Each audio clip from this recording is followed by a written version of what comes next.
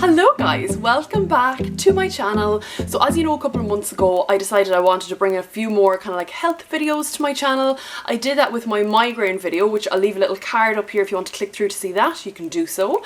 The next topic that I want to discuss is endometriosis. I put a poll up on my Instagram asking if anyone would be interested in watching a video on my journey with endometriosis and just general chit chat about the condition, and loads of people came back to say that they'd be interested, which was great. So I have both a disclaimer and a preface. So the disclaimer is that, as you know, I'm not a health professional. If you think that anything that I discuss in this video pertains to you, then you need to go and see your doctor. Simple as. I am just talking anecdotally, that's all I'm talking from. If you think that you might be suffering with endometriosis from what you hear in this video, then please just go to your GP. The preface, so if you're a guy looking at this and wanting to know more about endometriosis, symptoms, what exactly it is, and kind of like diagnosis and treatment and whatnot, then please stay and watch, because this could affect your wife, your girlfriend, your mother, your sister, your friend, your work colleague, whatever, your niece, your whatever.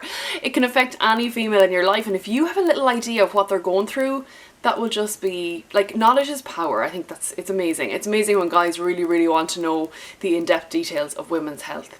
So please, if you're a guy, don't be freaked out about this. This is just something that we deal with as women, some of us, not all of us, so please do keep watching. And of course, if you're a girl and you'd like to learn more about endometriosis and you'd like to hear me talk about my journey, then keep watching. So I think the most important thing is to start with a definition, which is kind of where I always like to start. It's kind of like my science background. Like, let's start with defining what exactly we're talking about. I'm just going to go to WebMD for the definition of endometriosis, because it's quite a good one, and then I'll kind of try to explain it in more layman's terms.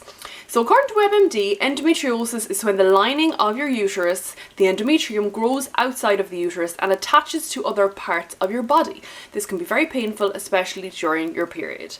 So if I'm to kind of explain it in more layman's terms, the endometrium is the lining of your womb. The lining of your womb sheds every month, and that's your period. When the lining of your womb, in the case of endometriosis, decides to grow outside of your womb and attach to your fallopian tubes, your ovaries, your bowel, that's a problem, because around the time of your period, when your body has decided it's time to shed the lining of your womb, the other pieces of tissue are going to want to shed as well, because they're all the same. When your womb sheds the lining, it has an escape route, we'll say. But when the other tissues that's growing in other parts of your body want to escape, they have nowhere to go, and that's where the problem ensues, and that's where the pain and the difficulties come from with endometriosis. So if you just think of it like that. I'm going to read out the textbook version of the symptoms. So aside from the pain, really long or extremely heavy periods, severe migraines or lower back pain during your period, painful bowel movements, allergies that get worse around your period, bleeding between periods, fatigue, nausea and diarrhea. I got my period when I was 10. Since I was 10, I've had horrendously heavy periods all the time.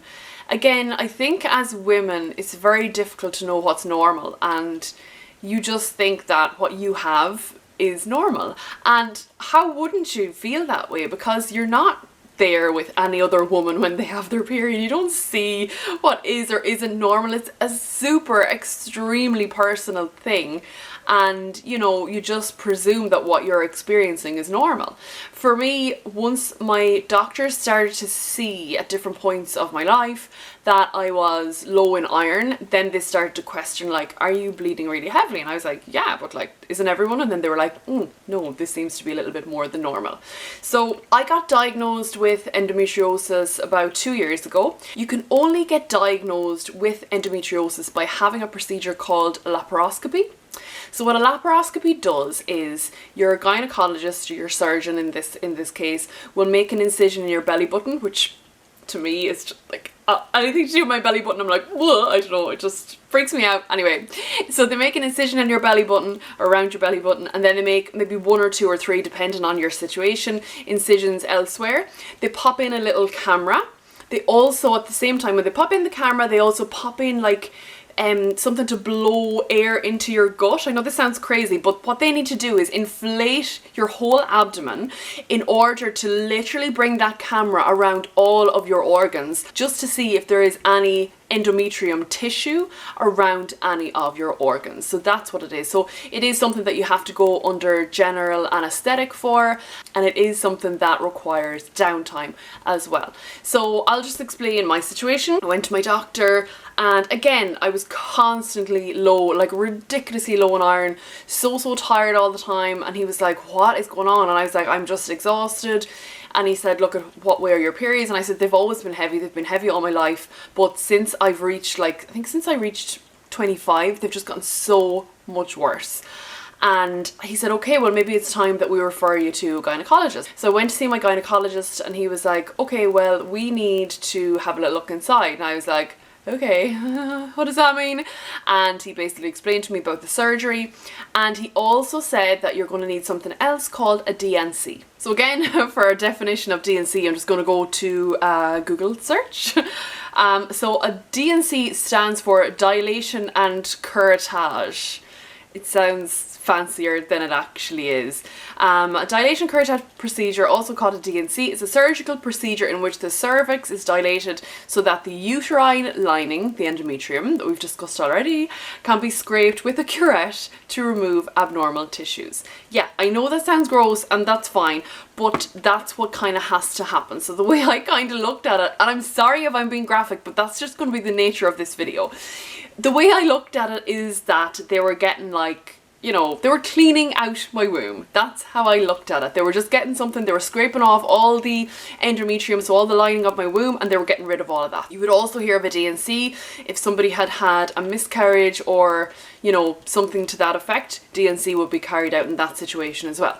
So along with my laparoscopy, which is the incision and the blowing up of your abdomen and the kind of having a little look around, I also had a DNC. So they were the two procedures that I was going to have done. It's a day surgery, so it's not something that, unless there's severe complications, you're not going to be kept in overnight. For me at least, I wasn't kept in overnight. You go in, you are obviously fasting from the night before, you go in, you meet your anaesthetist, they speak to you about what exactly is going to happen, you meet your nurse. I didn't actually see my consultant until I was like lying on the operating table ready to be put to sleep. For me, it was also my first time to be under anaesthetic, so I was terrified. I was so stressed and so afraid that I actually got a migraine right before I went down for surgery because I was just in bits. The nurses and the doctors and the anaesthetist, they were just so lovely. So I went to Mullingar Hospital and they were just amazing. So I woke up in recovery and I was in this complete fog as I was kind of coming out of it, and they want you to wake up pretty much as soon as you can. Like the minute you show signs of you're coming to, they're like, oh hi, hello, come on, wake up. And I'm like, oh, what has happened to me? I've been run over by a bus. So at this point then, they wheeled me back down to the room. Mike was still waiting in the room. So I come in and they explained to me how they had done the laparoscopy, they had done the DNC, but when they were in doing the laparoscopy, they also found that I had a cyst on my ovary. So while they were in there, they took it out, thankfully, because I wouldn't have wanted to have gone back. So they took off the cyst and diagnosed me with endometriosis because there was endometrium found outside of my womb, and that was my diagnosis. In terms of feeling relief after the surgery, like my periods and stuff, nothing really happened. I didn't really find that amazing relief. A lot of people had said to me, oh my god, even after the DNC you're gonna find like you've so much relief, you'll have much lighter periods. That didn't happen for me. But I have to say that even just knowing that, I wasn't going crazy, that yes, I had endometriosis, I had been diagnosed, I had a cyst removed. It just kind of gives you a little bit of peace of mind that, like I say, you're not going mad. You do have these things. Your periods are not normal. They're heavier than usual. You're in a lot more pain than the average person. There is a lot of psychological solace that you can take from that, because there's nothing worse than like your friend that has like the lightest periods ever and doesn't even realise she has a period, and you're there crippled, literally about to pass out with pain, and you're thinking, what's wrong with me? Why am I like this and why is she like the other? So after the surgery, my doctor came in, he explained a couple of things to me that I couldn't remember because I was like, they had given me morphine for the pain and I was feeling sick and it just was not a good time. So he explained a few things and I was like, I have no idea what he just said. And I stayed for a little while, and they don't let you eat for ages after coming out of surgery, in case you obviously are sick. So all I wanted was like sugary tea, and I never take sugar in my tea. I think sugar in tea is disgusting, but I wanted sugary tea, and I wanted toast, and I got my tea and toast. Mike was there, he helped me with everything, like he was just unbelievable. I honestly think that if you're wondering about whether or not the person you're with is for you, have surgery, because I was just so insanely grateful for having Mike, and he just treated me like a baby. Like he just mammied me for like at least 10 days after my surgery. He actually took a week off to look after me. He brought me everything that I needed. He was unbelievable. So for me, I had 3 incisions. One through my belly button, one down a little bit lower, and then one that was on my left hand side where they removed the cyst. They had dissolvable stitches in them, thankfully, so I didn't have to go back to get my stitches out. One thing I want to explain to people is the pain, not from your wounds, well yeah, like from your wounds naturally enough, like they've been inside you, they've rummaged around, they've done things, like you're gonna feel pain, you're gonna feel like you've had a really bad period, your back would be sore, but the really bad pain is actually the pain from you having been blown up with gas. It is so sore, and it actually, again, it's really odd. One of my friends is a nurse, and she was like, do you have a pain in your right, left or right, I think it was right shoulder? And I was like, yeah, how did you know? And she was like, seemingly that's where the gas goes. So they blow up your abdomen, and it's not like it's your bowel. You can't like essentially fart it out. It has to just make its way out through, I don't know, movement, or kind of break itself up within your body, because it doesn't have anywhere to leave. So it seemingly travels up to your shoulder, and you get really bad shoulder pain, which was another thing that I learned. So please just be conscious of that. The more you move around after having the surgery and being blown up by the gas, and the gas is still in your body, the more you move around, the more that gas is going to kind of like, the bubbles are going to like condense, and it's going to dissipate in its own way. Peppermint tea is something that was supposedly meant to be good. I didn't really find it any good, but I did take loads of peppermint tea, and I took lots of Colpermin as well to get that pain, like that gas pain. It was awful. So that's one of the things, and I know that if people have hysterectomies and if people have cesareans, the same thing, it's the same thing essentially. I was definitely in an awful lot of pain. I was on very strong painkillers for a long time, and it just took time for me to get better again. It gave me a whole new appreciation for people who have had hysterectomies and for women who have cesarean sections, because literally my wounds were probably like maybe the size of my nail, like each of them, like 3 of them in different spots.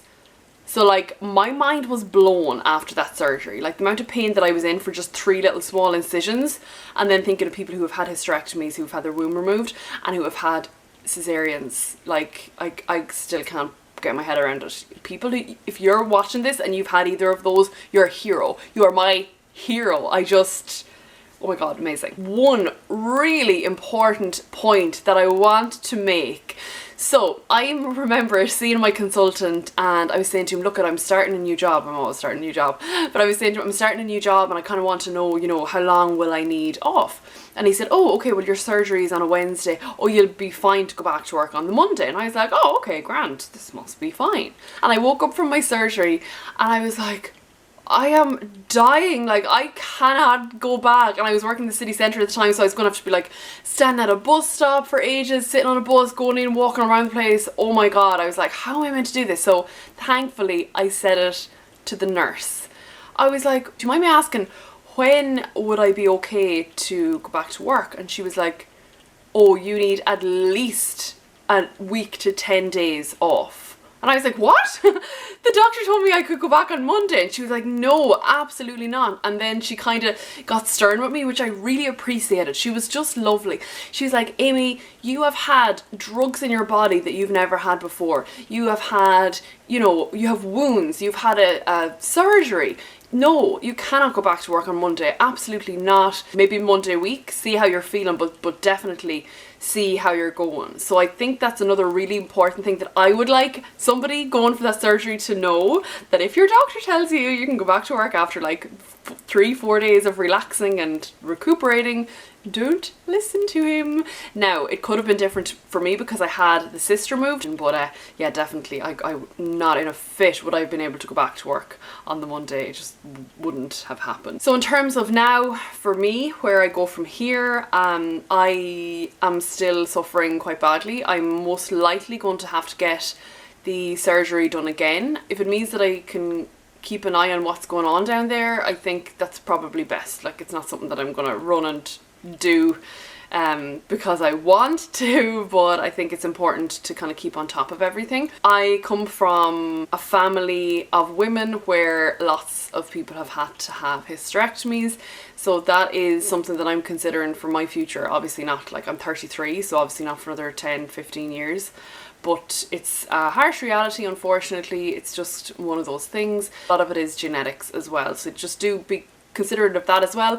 If you suffer from something and your mom suffered as well, well, yeah, it's quite likely you're going to follow her pattern. I'm in no way a bad case whatsoever. I'm really not. I wouldn't consider myself, at least, to be a bad case to suffer that badly with endometriosis. I suffer, and that's just it. But I can very much go about my day to day, albeit with great discomfort around the time of my period, but I just kind of try and put little things in place for myself. Like in work, I have a hot water bottle. I always have sanitary pads. I always have painkillers on me constantly, because when it comes to things like heavy periods and endometriosis, your periods are also quite irregular. So that is something that has caught me out on more times than you would even imagine. Like at 33 you think, oh yeah, I had this down, it's fine. But no, it's still, you know, periods can come 5 days early, they can come 5 days late. It's just one of those things that's really, really frustrating.